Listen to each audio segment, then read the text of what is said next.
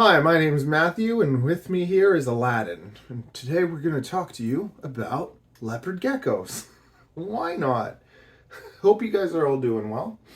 Yesterday, Leopard Gecko, this is a YouTube channel, it's called Leopard Gecko, posted a video about Wicken's Wicked Reptiles because he took some big home and did this bioactive build and I think put 6 leopard geckos in it. I didn't watch his video, I watched her video, and I'm too lazy to watch everyone's videos, but I thought I'd just give you my 2 cents, since I know how much you love hearing my opinions on the matters.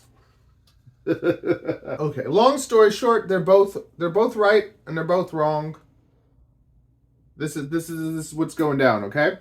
So Adam got a big home, and he wanted to show everyone how easy it is to kind of do a little bio setup for your pet geckos or for your animal, that it doesn't have to be so hard, that anyone can just kind of do it.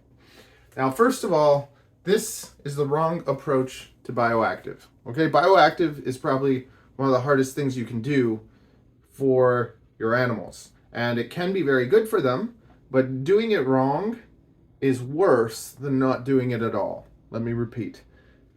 Doing a bioactive setup wrong is worse than having your animal in a boring bin. Because you know what? In a boring bin, there's no mold. Well, hopefully if you keep it clean. There's no mold. There's no weird things going on that are gonna cause problems for your animals. So you shouldn't just go get a home and stick some crap in it from outside. That doesn't mean you can't take stuff from outside and use it. But there's always a way to do things. It's not what you do, it's how you do it. So if you go outside, you grab a log, you bring it inside, and you stick it inside an animal home, you could have problems because that log is going to be full of bugs and stuff, and those bugs might start eating your animal, or they might have problems. So for instance, when I see a nice piece of wood laying on the ground like this, I pick it up, I bring it home, and I leave it somewhere where I know it's going to totally dry out. So I don't bake it or anything. I don't really worry about the bugs in it because I know that they're all just going to dry out and die. So I'll let this thing sit for 3 months. I'm bad. I should take this and stick it in a home now, but I just put it inside, I let it dry, I make sure that it's totally dry. So at this point, I have nothing really to worry about except maybe mold or something, and I just wipe it all clean it nicely, and now there's nothing alive on this tree branch. So I can take this and I can use it as decoration, I can build a custom home or whatever, and we're going to be working on that kind of stuff too. Gradually. We're doing everything gradually. If you want to make a bioactive kind of setup, you want to get the soil, you want to get all the stuff going, and you want to have this thing going on where basically, let's say you do it for a crested gecko. To me, crested gecko is the way to kind of start with bioactive. Not as much leopard geckos, because leopard geckos environment is a little bit actually trickier than the crested gecko. So you have the soil and everything, and the bugs eat the crap from the geckos, and then the bugs also kind of have a little bit of crap too. And then there's plants that are growing inside this bioactive enclosure, and the plants are using all the crap from the bugs and turning it into nutrients for the plants, and you have this whole cycle going on where the crap from the geckos is being eaten by the bugs, the crap from the bugs is being used as fertilizer for the plants. And that takes a long time to get that cycle going. People think, oh, I want to do something good for my animal, I'm going to put all this plants and stuff, and then they'll stick the animal inside the home and think that things are going to go well. And because the plants didn't have time to root and to grow and to have this whole environment going well, what ends up happening is the animal tramples all over the plants, and then the plants start dying, and there goes your whole bioactive thing. So a bioactive enclosure is not you just grabbing some dirt from the outside and putting bugs in and thinking that that's a bioactive environment. You should spend months preparing your bioactive environment, making sure that the plants are alive, making sure that your bugs are kind of spreading. And as the bugs are spreading, they're making like the ground more like airy and everything and nice. And you have this beautiful kind of environment that is mold free and free of like problems. And that takes a long time. So it's something that you should do kind of as a love project. It's not something where you just grab wood and crap and put it together and stick some animals in it. You're better off keeping your animals in bins. Okay? I think that Leopard Gecko, she takes amazing care of her animals. She takes better care of her animals than I do, better care of her animals than most people do, because most people are not putting their leopard geckos in these giant enclosures. And maybe they should, but like, to remember too, in captivity, it's not the wild, and you can try to produce that as much as possible for them, but then at the same time you're not putting predators in there, right? So they're not having to deal with that. So if anyone's saying like you want to like reproduce a wild environment, like they're not really wild. They're captive creatures that have been born in captivity. So they're it doesn't mean they don't deserve more. Yes, they do. You should give them more, and it would be nice if more people kept their geckos the way Leopard Gecko does. But in reality, most people are not doing this, okay? And there are lots of breeders that keep leopard geckos in these. And when I first started, I kept leopard geckos in these. And that's not right. It's not good, you know? This is not good. So then some people keep them in these. And for a while, maybe I keep like one leopard gecko and something like that, you know? And that's not that great either, right? So now, to me, I have 4 pairs of leopard geckos. That's it, 4 pairs. And I keep them in homes like this, where they have a humid hide, so that they can go inside their humid hide, they can lay eggs, they can chill in there if they need humidity. They have things that they can like go and hide in, and like, so a couple things to hide in. They have a bug bin where they can go and get their bugs. They have their water inside a water dish, and they have vitamins that they can lick from, and then another hide. Okay? So to me, this is acceptable. I don't feel bad having my leopard gecko pairs inside something like this. And if they end up having like, if they end up needing to be separated or stuff, I can separate them. But Aladdin is in here with his girlfriend, Sanika. And that's basically how I have mine set up. And it's not the best, but to me, I don't know, being a breeder, that is acceptable. Maybe they should be in a bigger home with UV and all that stuff, but unfortunately, I don't provide that, okay? And most, I'd say, probably don't even give them that. So I'm not trying to, am I trying to justify? I don't even know what I'm trying to say. I'm just trying to kind of give you, like, to me, this animal looks healthy, it's happy, it's been alive for like probably close to 20 years.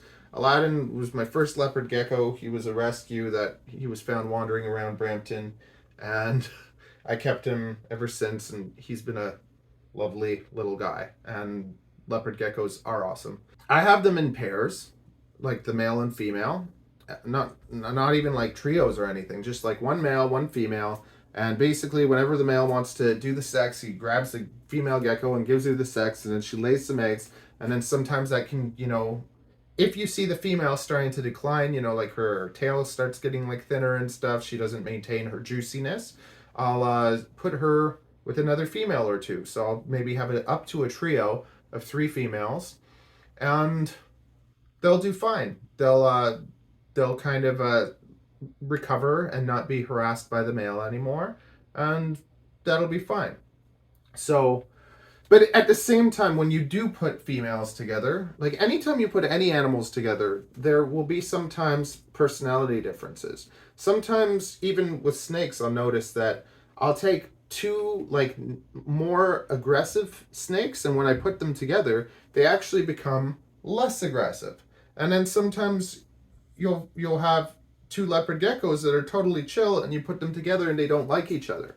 So not even don't like, they don't get along, they don't like each other. And there is like personality differences, and when you start like switching them and putting like different ones together, you can kind of find where, okay, these two have been fine. And I honestly do believe that having animals together is beneficial in a way, because they interact with each other. And when we think about home sizes, right? So it'd be nice if you could have them in something bigger, but let's say you had to choose between keeping two females separated in a home like this or together in a home like this. I think that putting two in a bigger home like this and giving each one basically a bit more space while having them together is okay. And versus now let's say they had problems. So in the same situation, let's say you put two together, one isn't eating, one is biting the other and all that stuff, then you'd be better off having the two separated in something like this. Or taking the nasty one, putting it in here, and leaving the sweeter one in the bigger home. Murder me for that, okay? But think about us as humans, right? Think of the houses that we live in. There are some people that live in bloody cages, you know, and they just kind of sleep there. They get to leave, so that is okay. But there are people that live in tiny homes and they're totally fine. There are other people that live in mansions that lots of the time aren't even in the mansion because they're working all the time to pay for it. And if we are okay in bigger or smaller homes, then animals are okay in bigger or smaller homes. They are not capable of thinking or feeling as much as we do. And that's not up for debate, period. They're not capable of it. The brain, they have a brain, they can think, they can feel, but they're not at the level that we are. So if we're okay in a smaller or bigger home, they will be okay in a bigger or smaller home. You can give them something bigger if you can, and you should. You should want to give your animal the best you can. And if I wasn't a breeder, I wouldn't have them in something like this. If I just had a couple leopard geckos, I would want to give them a beautiful display. And I continue to encourage everyone, so don't do this. Don't get as many animals as you can and stick them in a room or stick them in racks just because you can. That's my biggest mistake. I spent a decade collecting all these animals, collecting them, you know, because I wanted to be able to I never really wanted a pet store, but I wanted to be able to kind of have this little reptile business where I can supply something to anyone. So if you want a leopard gecko, I got it for you. You want a crested gecko, I got it. You want a boa? But the problem with this is there's just too many.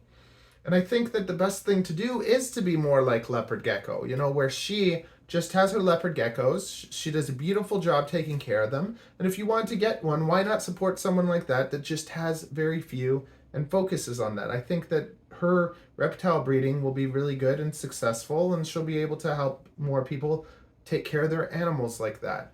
And in the same way, like, I want people that when they buy a boa off me, that they're not just getting it to stick it in a rack, that they're getting it and they're giving it a beautiful home.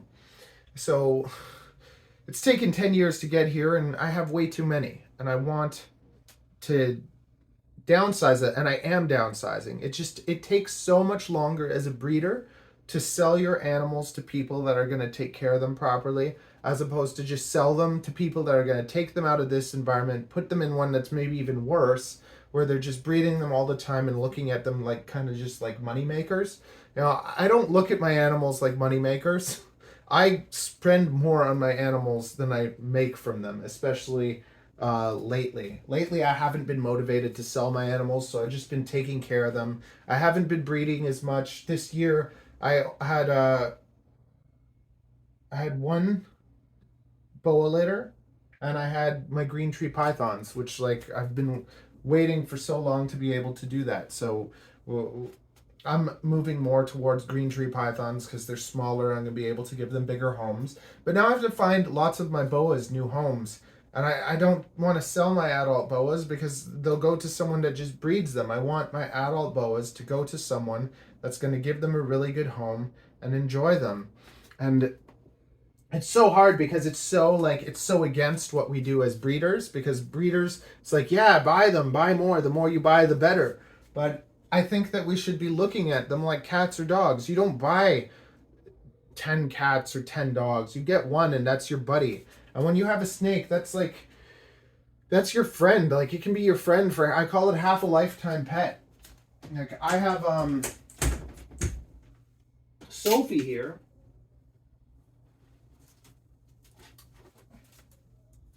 And I can reach into any of my homes and grab my animals and just, I hold them and they're not freaking out. They're calm. They know me. And to me, when you see breeders and stuff show you their animals and the snakes are flailing and trying to get away and like wiggling and striking at them and stuff, that means that keeper is not putting in the time with the animals. And for me, I've put in the time with these animals from day one, where I've handled them from the time that they're babies. So they all know me, and your reptiles have the capability of knowing you, and they can interact with each other, and they do enjoy that interaction. And it's so much not just what you do. It's not saying it's okay for you to just take two animals and put together. You have to understand how and why you're doing that.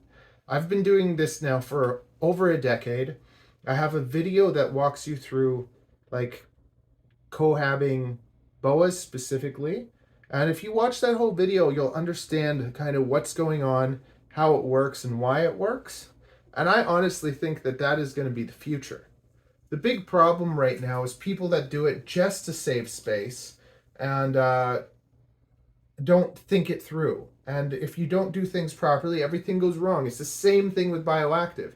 If you do Bioactive wrong, you're going to have dead animals, or you're going to have sick animals, or everything's going to go wrong on you. If you do it right, then everything can go well. But it's a lot easier to screw up Bioactive than it is to kind of actually do it successfully. So then if it comes down to it, you're better off keeping your animals in bins where they're clean than having them in a bioactive environment that's not actually bioactive, where they're going to be, getting sick and having problems. So in the same way, you're better off not cohabbing animals if you don't understand them, watch them, monitor them, and make sure that everything goes okay. And it's not as simple as just taking 6 animals and sticking them in a bin. That's definitely not what you want to do. But leaving a couple animals together, that's fine, and they do fine, and they don't fight with each other. They don't be nasty and try to take over each other's space. I really believe that it benefits them, and you can just see them kind of chilling and hanging out, and like even here, see these two? Do they look like they're bothering each other or anything? No, they're just chilling, and the way that they just chill with each other, and they're cool. There's nothing wrong with cohabitating if you know how and why to do it. So go check out that video. I'm putting it on the screen now. Watch the whole thing and then judge me after that. Don't judge me without seeing the whole thing. You have to understand how and why it works.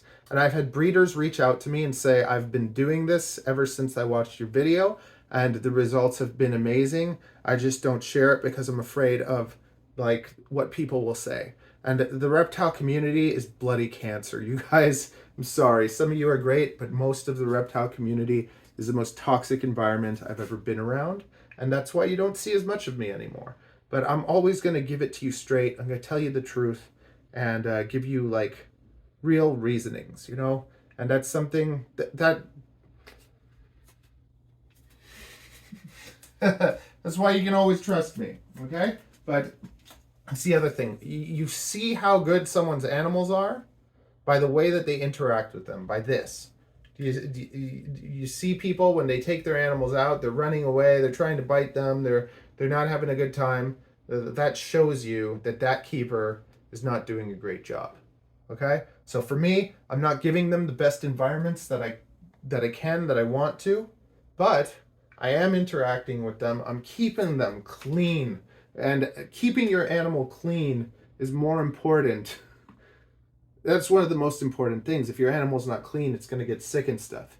This is, I've raised her, I've had her for 12 years. She's perfect. And she's just the best. And I got her for $200. And I'll never breed her. And yeah, that's Sophie. She's just the best. And people can hold her. She likes being out. She likes interacting and doing all that stuff. And people can say whatever, but she's never ever stressed when she's outside or around people or blasting techno beats or whatever. Because from the beginning, I handle my steaks from the time that they're babies. I clean with music in the room. So if you were to take an animal that was never exposed to these things and then expose them to noise and all these things, that yes, that would stress them out. But if from the time they're born, they've been exposed to music, they've been exposed to people and handling and everything, then you end up with something like this, where it's a totally different experience. Like, she is so much nicer than a cat. And that's what I tell everyone. I'm like, if you like cats, you'll like snakes. They're like twice as nice as cats. And you can have a relationship like this with basically any snake, if you put in the time and do things nicely. So check out my video on cohabitation, because I think you'll really enjoy it if you haven't seen it. And be sure to subscribe if you like someone that can be real with you all the time. Okay? Smoochy smoochy.